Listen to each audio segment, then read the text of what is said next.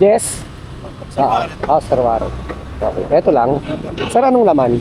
Laptop lang. May charger, may... Kasi. Okay lang tingnan ko, sir, para ano lang. Okay lang tingnan. Ayan lang na, sir. Okay, sige. Diretso ko na to, sir. Sige po, salamat po. Jess po, Jess. Sige. Baka mag-amali tayo eh. Eto, tingnan mo, sir, para ano. Baka mamaya maibigay mo sa iba, di ba? Ito po, papunta kay Ma'am Madge.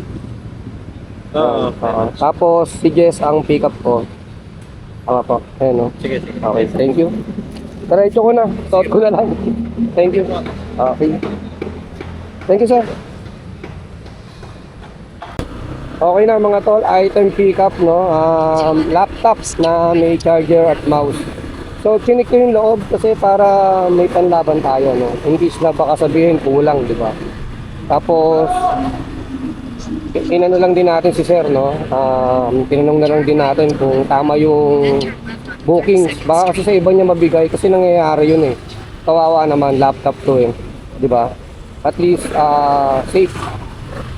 Nangyayari kasi yun mga tol eh. Sa iba nabibigay na rider.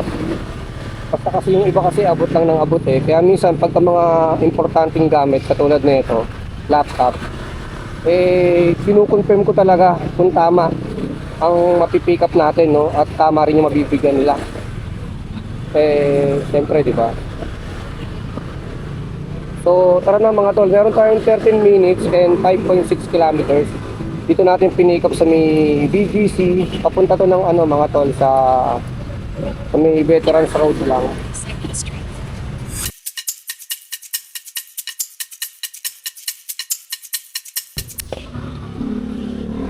Ma'am, okay lang na i-check nyo para complete. Para malaman natin. Okay. Picturean ko lang po. Okay na po. Eto ma'am, okay na to. Salamat po Okay mga tol. Drop off na. So, ganun ang ginagawa ko mga tol pagka importanteng gamit ang ating i-deliver.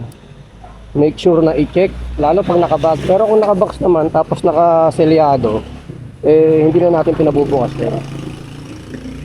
So, binigyan tayo ng 100 pesos. May tip tayong 25 pesos. So, maganda-gandang booking yon. So, next na tayo, next.